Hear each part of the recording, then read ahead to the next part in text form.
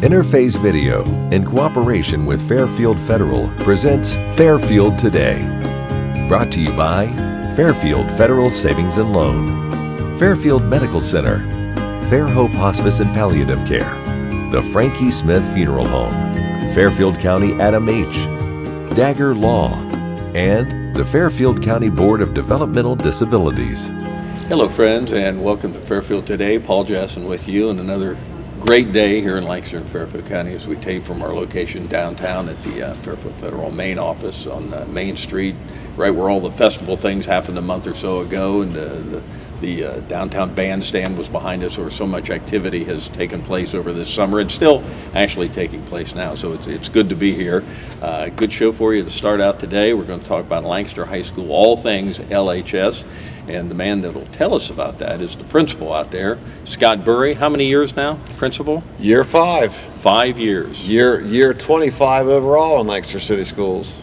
When I first knew you were just a young quarterback coming out, going to Mount Union. Capital, and then coming into the Lancaster City School System as a young student teacher and a former athlete here, and fast forward to now, high school principal. It's been a ride. It's, you know what, everyone always has opportunities. And, coming back to Lancaster City Schools to start to work, it's kind of crazy how things worked out, how I got here. And, never envisioned it. But now looking back, I can't envision being anywhere else. I can't envision going anywhere else. Working in any other school district, in any other school, with any other kids, in any other community. It's truly been a fun ride to get to this point, and to be the high school principal, something I never thought I would, where I would be sitting, has been really fulfilling, really enjoying. It's been a lot of fun.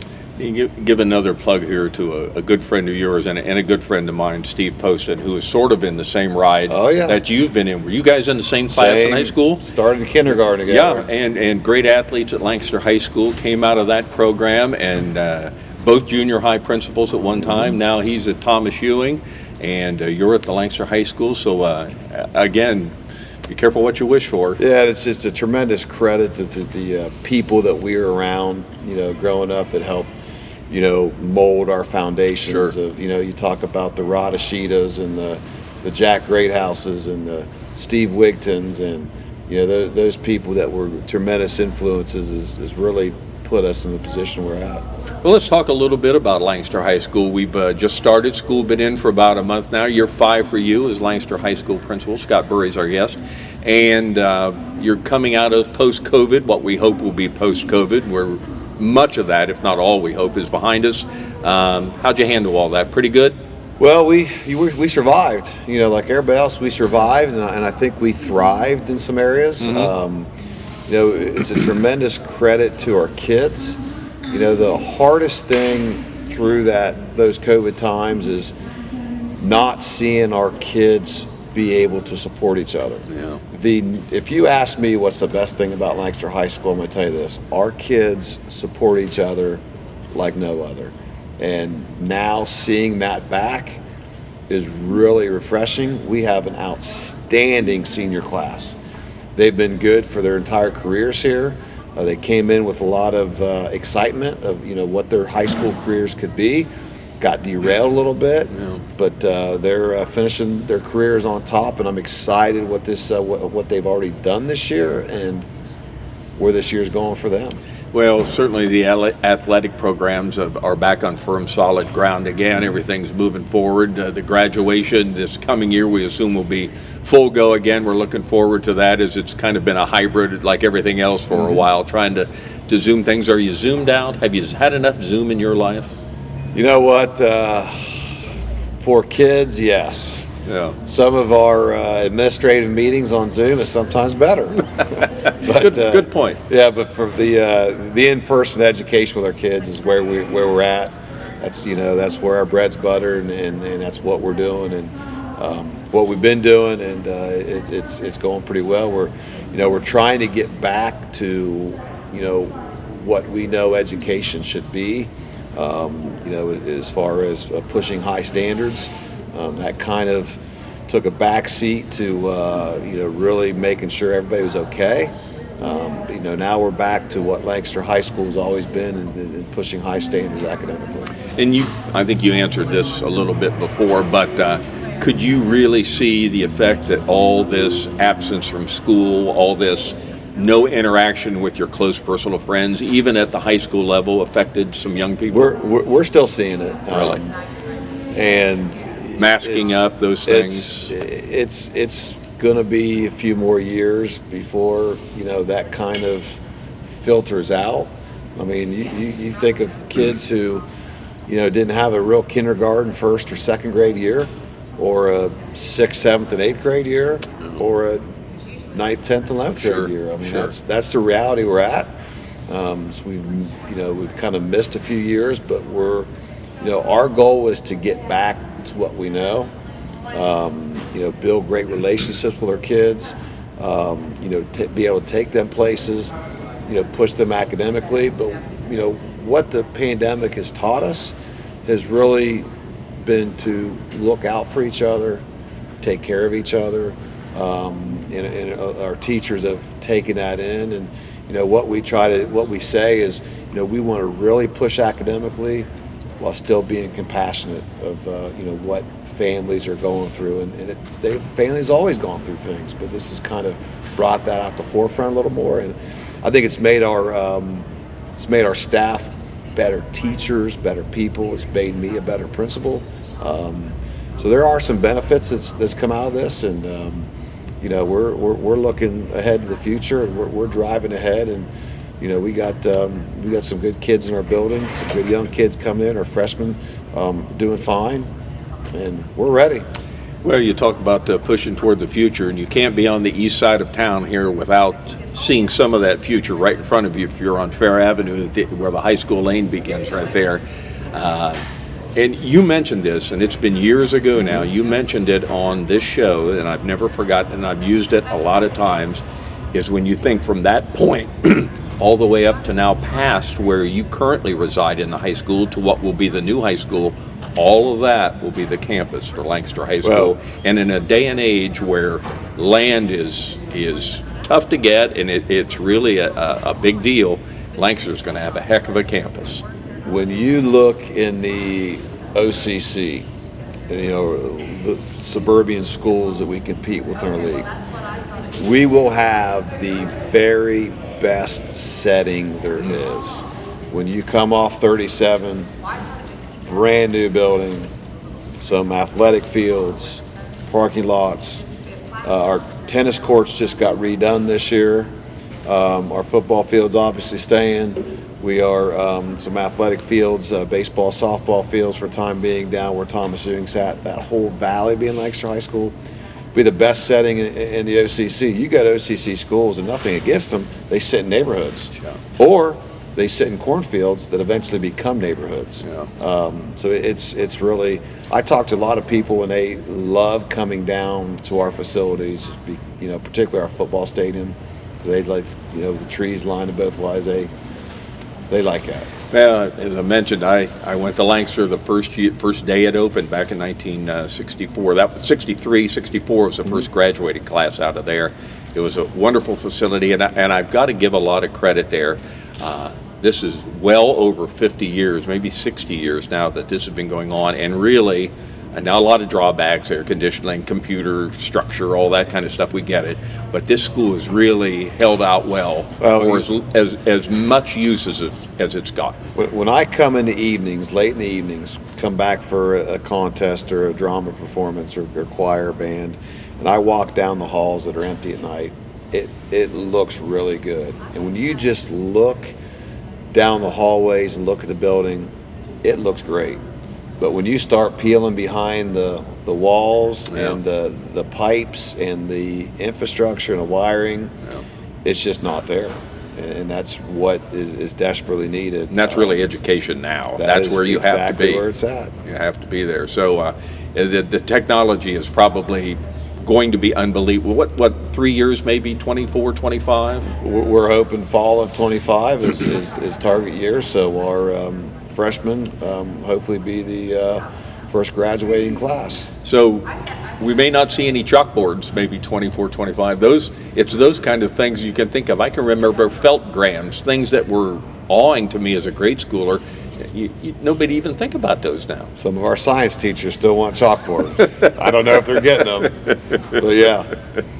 It's amazing. And I will say this, when you talk about things looking great, and I've mentioned this before, and I said this to a lot of people, Thomas Ewing never looked better than it does right now. We are both General Sherman kids here. Steve Poston, who is the principal, and we got a real nice tour there right before COVID broke out several years ago. We had a whole show that Steve took us around the brand new Thomas Ewing then, and what a marvelous facility that is. And now Sherman is a carbon copy of that.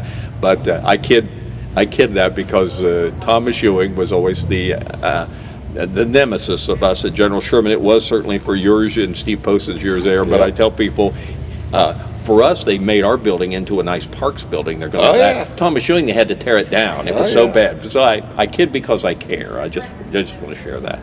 But anyway, it's going to be what a ride you've had now with COVID, and now the next 2 or 3 years. Change is inevitable, huh? It's gonna be fun. I mean, I'm on the down end of my career with about 10-ish so years left, and sometimes you look at that and you're like, I got 10 years. Well, for me, just putting in the time. For me, it's going to be a couple years of excitement of getting into a new building, a couple years of excitement of being in a new building, and by that time, I could be done. And I'm looking forward to it. And we got a lot of work to do still in Lancaster High School with our kids.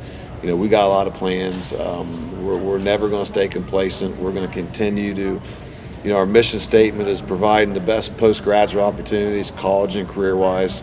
We've always prepared our kids well for college.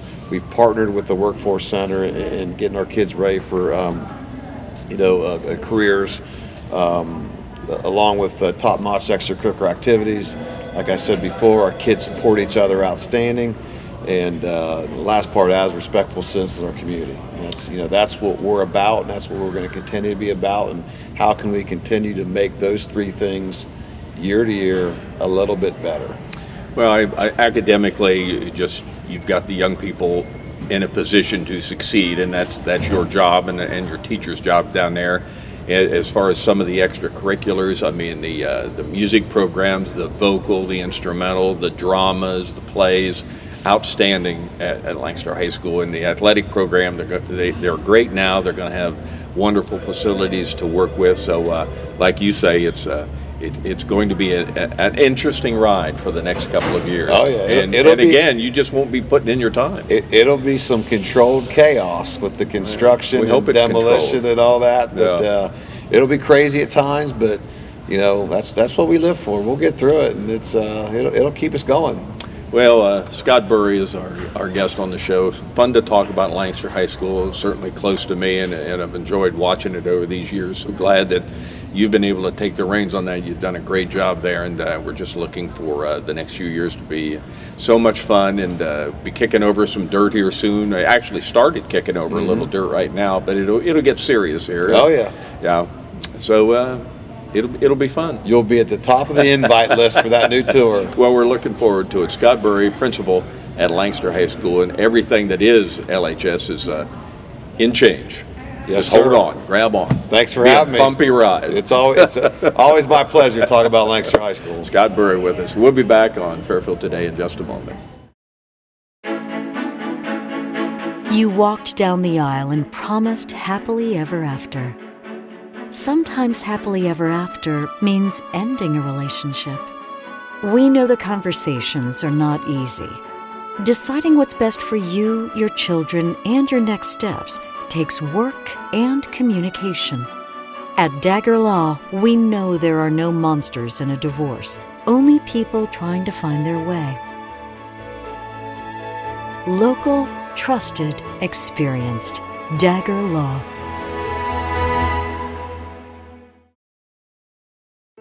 I want a doctor who listens to me. From primary care to specialty medicine, we put your needs first by treating you like a person, not a number. Our primary care team will help you identify your healthcare needs and set goals for success, regardless of where you are in your wellness journey. We care for patients of all ages, with offices that are close to you. Whatever you're searching for, you can find it at Fairfield Medical Center. The Frankie Smith Funeral Home and Crematory in Lancaster and the Johnson Smith Funeral Home in Baltimore have a long and wonderful history of serving our community. Feel free to give us a call at 740-653-0652. Stop in and see us at either of our two locations, 405 North Columbus Street in Lancaster and 207 South Main Street in Baltimore. Respect for tradition, regard for change. When I volunteer, when I come over here, first thing I think about is my dad. But then also think about all the people that helped us when we were here. Something brings me here, and I feel that it's my dad's spirit. He wants us here. He wants us to give back because of what they did for him. And I think that's helped me with a lot of my grief. Of the support of the people here and the volunteers. That makes it a great place. Welcome back to Fairfield today. I want to thank a good friend of the show here, Scott Burre from Lancaster High School, the principal, talking about all the great things that are going on in Lancaster High School. So we thank Scott for stopping in. Change the program up a little bit. One of the great nonprofit groups around here that does so much to help Lancaster and Fairfield County is United Way. We're privileged to have the executive director with us, Carrie Woody, and I think this will be the first time you have been on as the XO of United Way. Welcome. I think you're right. Welcome. Thank you for having me. Welcome. It was so nice to hear you say such nice things about, well, I guess not me, but United Way. I always do. I think about you guys control the purse strings for so many of the great nonprofits that we talk about around here. But because of the great work you do, then I think that enables them to do the great work. And I guess that's probably, you see that as your role, to enable these nonprofit groups to do a great job. I think and that's our them. goal, is to help them, Yes. I think they do great work with or without us. Well, but we it's definitely more want to helpful, support and more help. helpful with you. United Way, and here we are, mid-September almost, big day tomorrow. What's going to go on? Very big day, and it's great that you had Scott Burre on right before me, because we partner with Lancaster City Schools a lot. Yeah. We do a lot of programming with them. We fund a lot of things going on in the school systems, and they also help support us. So they are sending around 200 students They tomorrow. want their kids involved. Yes, they are sending 200 of their students tomorrow to come out and volunteer throughout the community for our campaign kickoff and our community care day. Is that roughly maybe half of the amount of people you'll have show up? About half. We get around 150 to 200 students from Lancaster High School. We get usually 50 students from Fisher Catholic High School, and then a lot of community volunteers from local businesses. Fairfield Federal will have employees Big out here at volunteering. Fairfield Federal. Yes. Yeah. Fairfield Federal will have volunteers out with us tomorrow volunteering throughout the community. Cool shirts. Very cool shirts. Very cool This shirts. year we did mix it up a little bit. We're going to have bright green shirts with some Oh. white lettering that say Live United. So we're Nice. mixing it up. We're brightening Nice. it up. Sure. But you'll see those green shirts throughout Fairfield County tomorrow, working on service projects throughout the community.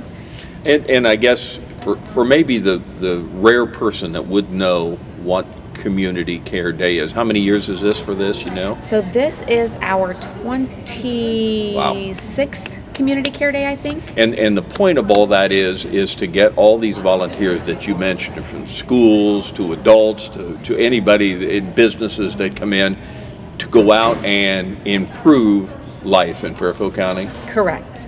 And to help others and to help each other. So we have everything from working on seniors housing to help fix and repair some homes, to working in our parks. You mentioned with Mr. Burre, our General Sherman, the Parks Department now has that building, so Right. we'll have volunteers Oh, there really? Even starting now? to spruce up Wow. the grounds and the inside so that the Parks Department can officially move there and start their programming. So we have a little bit of everything. We'll be working at our food pantries. We're working with the Red Cross on getting smoke alarms, smoke detectors distributed into homes that need smoke detectors, and just a lot of different programs. And I'll mention that, and I mentioned this a little bit to Mr. Burre when he was on. When you go over to General Sherman and you begin a little improvement there, is now that's obviously no longer General Sherman. It's going to become part of the Parks Department, and going to be a tremendous opportunity for the west side to have that facility there with all the possibilities that there are. But one thing you won't have to do is do that at Thomas Ewing, because it is gone, and we're thankful for that. We're always glad to see General Sherman one up Thomas Ewing. You know, Paul, it just explains so much. You and I always have this friendly banter. It's because I went to Ewing and you went to Sherman. Yeah. It's all making sense now. I could still go to Sherman, but you can't go to Ewing anymore. But I will say that Thomas Ewing never looked better than it does right now. It looks wonderful as going to be a baseball diamond right there. You see the dugout. So this will be the perfect. Well, anyway, I go on too much. We'll get you there and call you a senator yet. So I don't think I need that. Always a general. I'm always a general. Big race coming up too. I mean, this really starts now with Community Care Day tomorrow. Your year, really, this is the gun going off for the big finish. This is it. This is our official kickoff. We kick off at 7:45 in the morning with a breakfast. We will have our campaign co-chairs, Laura Tussing, Jennifer Sitterly, that are going to kick us off, get everybody excited about this year's United Way campaign, going out and helping in the community, helping one another. And then we start our official fundraising. And our fundraising will go until the end of the year. And the purpose of our fundraising is so that we can help all of the agencies throughout our community. How many? And all of the programs. So we have 23 agencies and 30 programs that we currently fund. And they all circle around the themes of education, income, and health. So our idea is that we want to help people birth to grave. We want to have kids born healthy, ready to start school, succeeding in school, graduating, and then going on to get successful careers, whether that means going into college, some sort of post-secondary training, whether it's skilled training, or just out into the workforce so that they can then be financially stable, have a home, support their family, and be healthy while they're doing it. So we support all of these programs. I know Mr. Burre alluded to, coming out of COVID and the social emotional things that they're visiting and seeing with the students. And we see that. We actually run a program for the school districts in almost every school district in Fairfield County called Signs of Suicide. And we're going in and we're screening all of these students for depression and or signs of suicide. 28% of the children that were screened last year screened what we consider positive for depression and or signs of suicide. So it's programs like this that we really want to get behind and fund and continue to fund and grow, because like Mr. Burre said, we need it, and we're seeing this in our students. Do you think a lot of these numbers that you just ran are kind of exacerbated by the COVID situation? You think that increased some of that mindset? It absolutely did, and the numbers show it. We've been doing these screenings now for over 15 years, so we've seen the increase, and we know that mental health isolation is really bad for mental health, and so all these children spent 2 to 3 years in complete isolation. So it definitely played into that. So again, we're not only are we screening them, but we're funding programs that help their mental health and get them out of the depression and the signs of suicide. So there's a lot that we're doing with United Way and all the partners and agencies that we're funding. So it actually gets kicked off tomorrow. Yes. 400 plus people down there kind of heading out into the community. How many facilities did you say you're going to try to hit? So we should have close to 30 program sites where we're actually out working. Wow. And they range all across the county. So Geneva Hills is in the southern eastmost part of the county, all the way through Pickerington Violet Township area. We will be spread out. I think we have a project in Stoutsville. We have projects throughout the entire county that we're working with.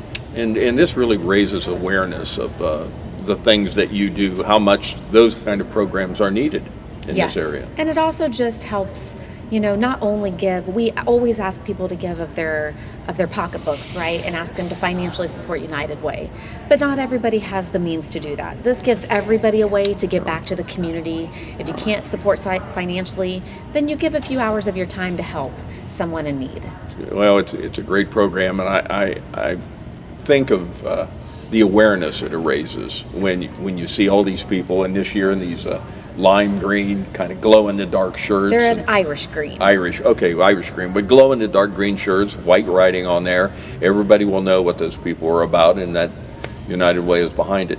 Now, as you look into to this year beginning right now, or tomorrow beginning, moving toward the end of the year, do we have a dollar amount that yet? Has that been a fix? We do. Thanks to Laura Tussing and Jennifer Sitterly, our co-chairs. Great people. They are great people. And Dean Jared Tudor from OUL is our vice chair. Nice. So David Uhl is our second vice chair. So we have a great quality people. Great group. Quality people. With high expectations. Yes. So we raised $1.333 million last year, and they set our goal this year at $1.422. So 1422 in 2022. Wow. So lofty goals. And they all feel comfortable that this is a dream team here. You've got some great people here from all different walks of life, academic, the private sector, and professionals, and the people that can get it done, I guess. Yes, they can. If anyone can, this team can. How has, as you looked at your agencies over this past year, we got a couple minutes yet, have they all fared pretty well during coming? Well, they were certainly in COVID this past year, but everybody struggled some. Yeah, I will say, so I've only been with United Way a year now, actually. It was a year, 2 days ago. Okay. And so I will say, coming into United Way post-COVID, United Way's campaign was down severely, which meant all of the funding, all of the funding for all of the agencies was cut by 40%. I know so it's been pretty difficult. It was very difficult. So I will say 2021, we were able to get them back to level funding. And so this year, again, the hope is to increase our campaign so that we can increase what we're funding in the community. I think that our agencies have done a tremendous job surviving and coping and changing to fit within their finances and their budgets. But the need is real. People need food. They need mental health counseling. They need help getting through school. They need help getting ready for kindergarten. United Way does a free tax program where we do tax preparation for free. We filed $1.3 million worth of tax returns out of our office this year for individuals that are low to moderate income. So again, that's money coming back into these individuals' pockets. So just small steps like that, I think, are helping the United Way, it's helping the community and all of our agencies. Well, it's been an interesting ride coming out of all this, and I asked Mr. Burre this too, and I would ask you, are you zoomed out? I am zoomed out. Yeah. Paul, you know me, I'm a people person. I like people. I'm one of those individuals like the students we talked about. I'm not good with isolation, and talking into a camera just does not do it for me. I like being one-on-one, face-to-face. So I am zoomed out, and it's still there. We still have plenty of Zoom meetings, and I would much prefer face-to-face. Well, tomorrow kind of begins a lot of that face-to-face, 7:45 down at the fairgrounds, Ed Sands building, the kickoff breakfast with all the dignitaries and the wheels and the wannabes. Everybody will be there. We will be all the ones in bright green shirts with white lettering. Can't miss us. We'll see you all over the community. Pretty exciting time. Kind of gets the juices flowing. Now we're really into the season. This is why we campaign. Yep. Well, we'll look for the sign to be all lit up across the street here, catty corner from where we are now. See that United Way sign. We'll nice to see the steps as it increases as we move forward. Yes. And Paul, when we hit our goal, will I get to see you cheer? I would be glad to do that. Thank you. I would be glad to help lead the cheers because the United Way is we have so many of the agencies that you work closely with on.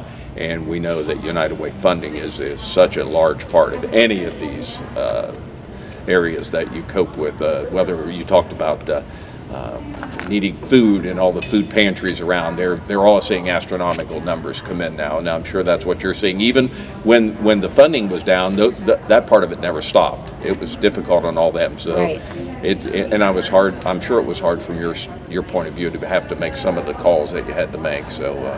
Be nice to be back on good footing again and moving forward. It begins tomorrow with the campaign down there. We hope 2022-23 will be a wonderful comeback year. We didn't mention the race. We'll put a poster up of that coming up in November 12th. Big race. We'll get you back on before that. We'll talk about it. Wonderful. Good luck. Thank you. Good luck. Carrie Woody, Executive Director of United Way, with the big community care campaign kicking off tomorrow. That's the story here on Fairfield Today. A couple of good guests. We'd like to thank Scott Burre and Carrie Woody for being with us today. And thank you for joining us on Fairfield Today. Interface Video, in cooperation with Fairfield Federal, presents Fairfield Today. Brought to you by Fairfield Federal Savings and Loan, Fairfield Medical Center, Fair Hope Hospice and Palliative Care, the Frankie Smith Funeral Home, Fairfield County Adam H., Dagger Law, and the Fairfield County Board of Developmental Disabilities.